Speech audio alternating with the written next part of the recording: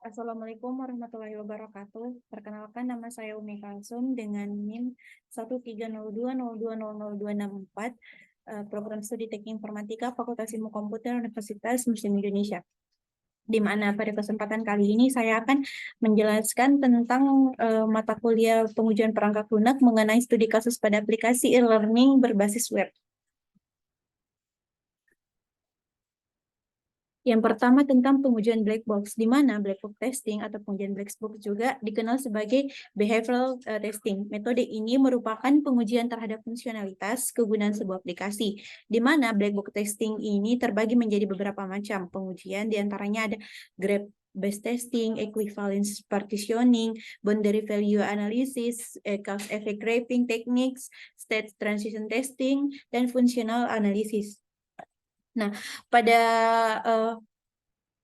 penjelasan kali ini saya akan berfokus pada fungsionalitas analisis atau functional testing, di mana functional testing adalah proses pengujian terhadap fungsi atau fitur spesifik sebuah software. Contoh dari pengujian ini adalah mengecek apakah pengguna software mampu melakukan login lancar menggunakan password, email, dan username-nya masing-masing. Pengujian ini dapat dilakukan untuk memastikan bahwa pengguna benar-benar tidak bisa masuk tanpa informasi tersebut untuk menjaga keamanan program. Biasanya, functional testing berfokus pada pengujian aspek-aspek paling penting dari sebuah software dan integrasi antara komponen-komponen utamanya.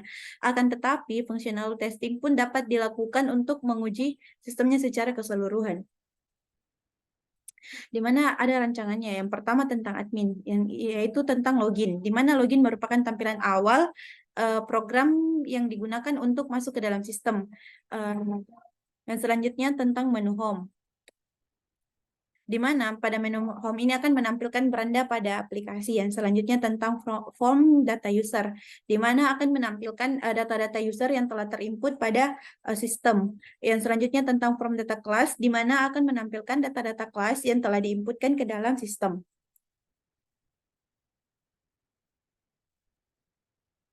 Yang selanjutnya tentang form data materi, di mana akan menampilkan materi-materi yang telah diinputkan ke dalam sistem.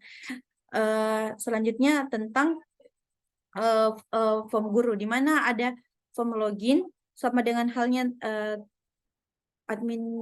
form admin yang sebelumnya, di mana form login akan menampilkan form login untuk guru. Selanjutnya tentang menu home, yang akan menampilkan beranda pada menu untuk guru. Yang selanjutnya tentang form data class, akan menampilkan data-data kelas yang telah diinputkan oleh guru.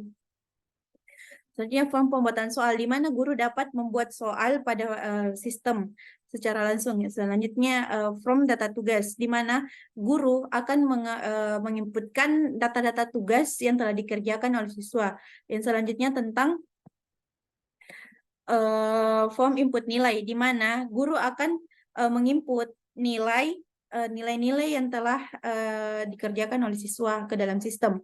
Selanjutnya tentang form data materi, di mana akan menampilkan data-data materi yang telah diinputkan serta dapat mengupload materi baru.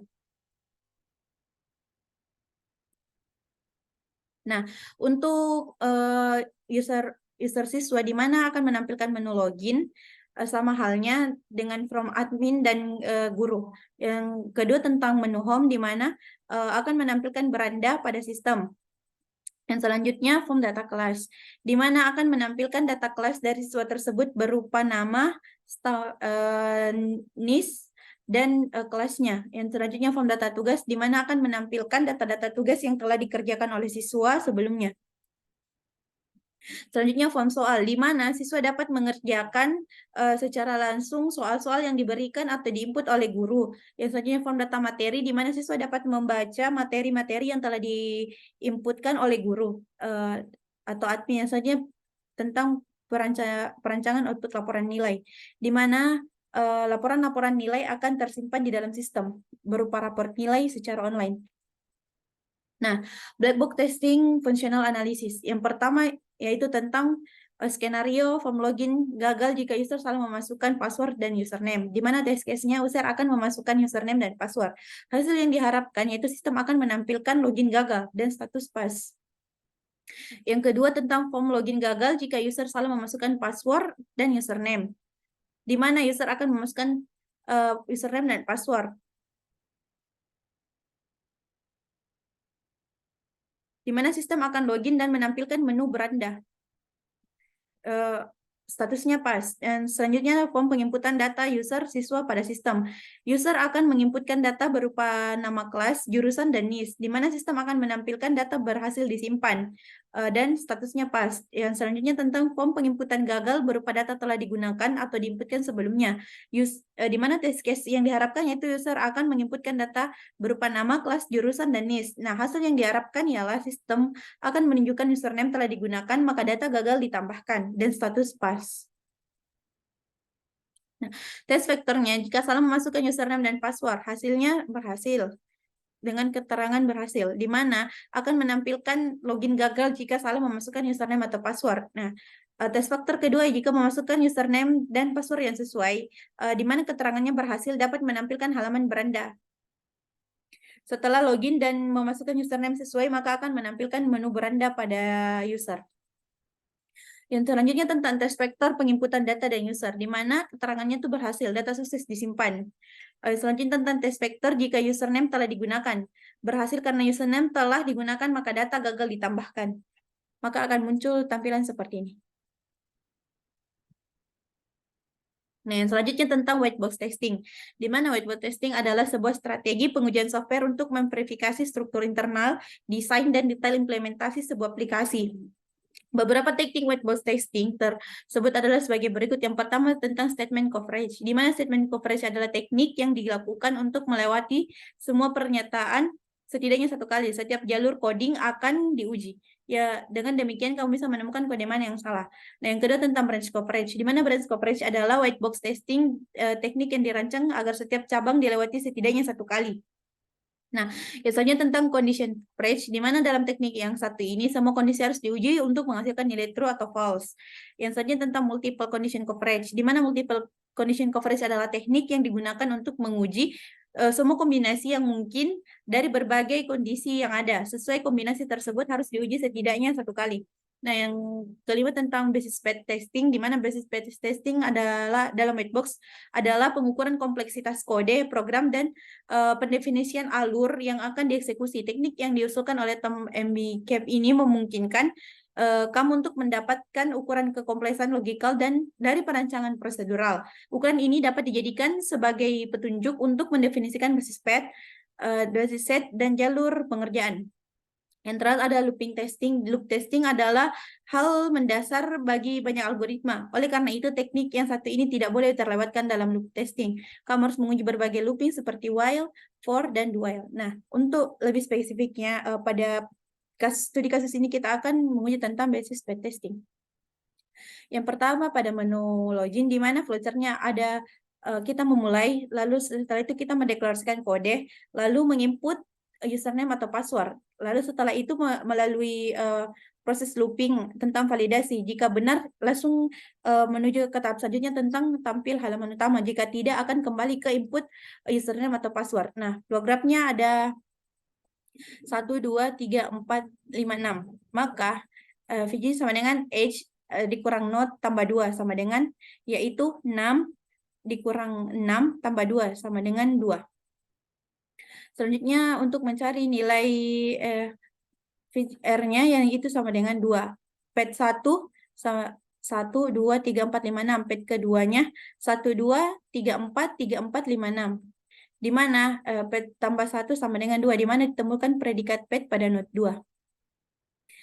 Selanjutnya pada input data.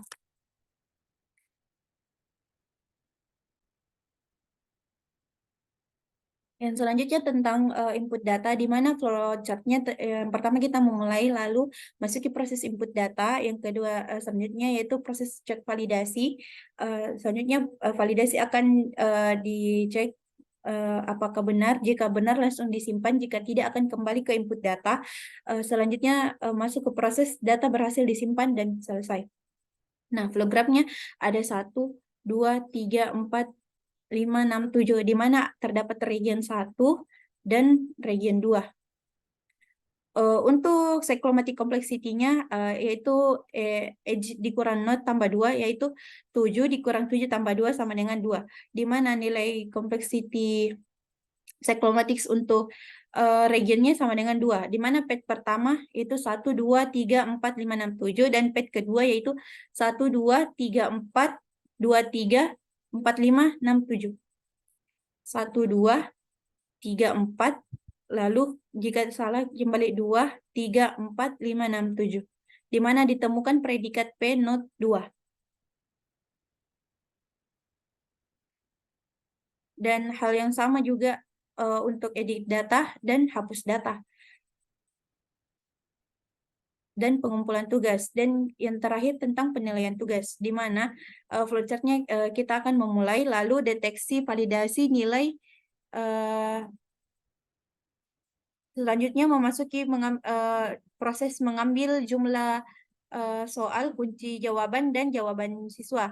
Yang selanjutnya proses penilaian, lalu memasuki proses looping jika jawaban siswa benar, maka akan melalui proses penilaian di mana nilai sama dengan 0 atau nilai tambah 1. Masuk ke proses nilai. Lalu akan memasuki proses looping jika nomor benar jumlah soal akan langsung disimpan di nilai. Jika tidak akan kembali ke proses penilaian.